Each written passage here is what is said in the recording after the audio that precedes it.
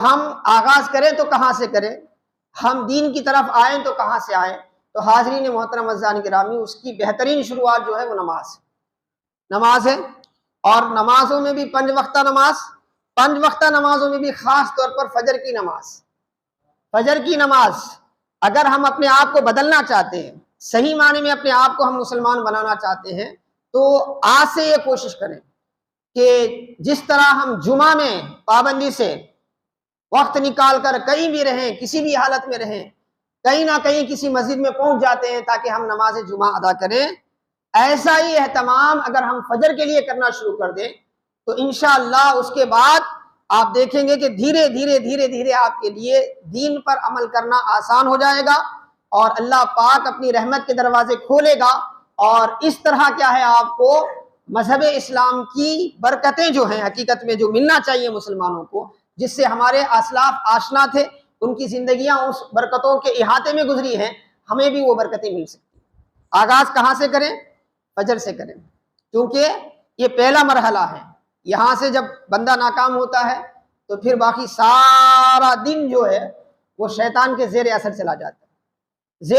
جاتا ہے۔ اسی لیے قرآن کریم میں بھی خصوصیت کے ساتھ پوری 5 نمازیں پڑھنی ہیں، 5 نمازیں معاف نہیں ہیں، کسی بھی حالت میں معاف نہیں ہے۔ ہر مسلمان مرد عورت عاقل بالغ پر شرعی اعتبار سے 5 وقت کی نمازیں فرض ہیں، اس میں کسی بھی کوتاہی کی کوئی بھی مولانا کوئی بھی فلاں کیا ہے آپ کو اجازت دینے کا اس کو نہ اختیار ہے نہ دے سکتا ہے۔ لیکن آپ اب ریٹرن ہو رہے ہیں، اپنے میں تبدیلی لانا شروع کرنا چاہتے ہیں، تو ایک ساتھ تو آدمی پورے طور پر مکمل طور پر کیا ہے واپس تو نہیں ہوتا نا، دھیرے ہوتا۔ تو اس کا ایک طریقہ کار کیا ہے؟ اس کا بہترین طریقہ کار یہ ہے کہ آپ فجر کی پابندی کرنا شروع کر دیں، انشاءاللہ اس کی برکت سے ظہر کی پابندی ہوگی، پھر اس کے برکت سے کیا ہے عصر کی پابندی ہوگی، پھر اس کی برکت سے مغرب کی پابندی ہوگی، پھر اس کی برکت سے کیا ہے عشاء کی پابندی ہوگی۔ جب پنجگانہ نمازوں کی پابندی ہوگی تو دھیرے کیا ہے انسان کو دین سے رغبت ہوگی، وہ قرآن کے قریب آئے گا، وہ حدیث کے قریب آئے گا، اس کے مفاہیم کو پڑھے گا، سمجھے گا، تو تب جا کے اسے سمجھ میں آئے گا کہ اخلاق کی برکتیں کیا ہیں اسلام کی، مینرز کی برکتیں کیا ہیں اسلام کی، آداب کی برکتیں کیا ہیں، عبادات کی برکتیں کیا ہیں۔ تو پھر دھیرے کیا ہے اسے خود بخود اسلام اور اسلام کی برکتوں سے کیا ہے نہ صرف وابستگی ہوگی، بلکہ وہ خود اس پر عمل کرے گا، بلکہ دوسروں تک کیا ہے اس پیغام کو پہنچانے والا بنے گا۔ اسی لیے سب سے پہلی چیز کیا ہے؟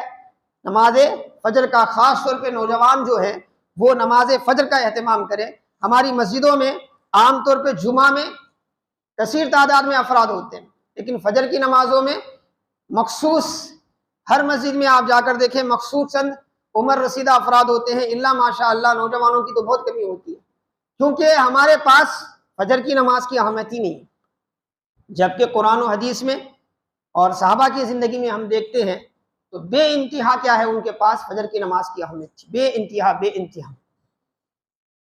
میرے آقا علیہ الصلوۃ والسلام کا ارشاد گرامی ہے، اللہ کے رسول نے فرمایا کیا ہوتا ہے، صحیح مسلم کی روایت ہے، ایک شخص کے بارے میں ذکر کیا گیا میرے آقا علیہ السلام کی بارگاہ میں، بخاری میں بھی روایت ہے، کیا ذکر کیا گیا؟ فلاں آدمی جو ہے نا سورج نکلنے تک سوتا رہا، سورج نکلنے تک سوتا رہا، معمول ہے اس کا، کبھی کبھار انسان سے ہو جاتا ہے ایک الگ بات، لیکن عادت ہی وہ ہے۔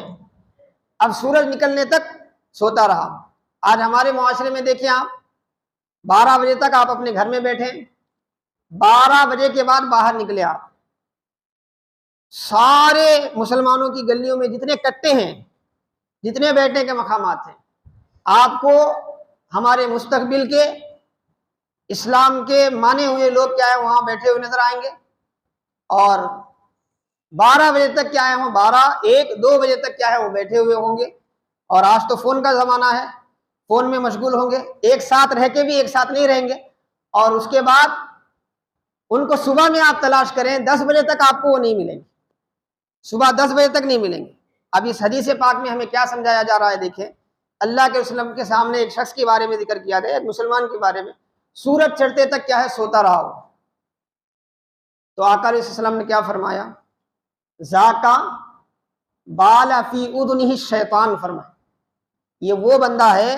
جس کے کان میں شیطان نے پیشاب کیا ہے۔ جس کے کان میں شیطان نے پیشاب کیا ہے، یعنی اب وہ شیطان کے زیر اثر آ گیا ہے فرما۔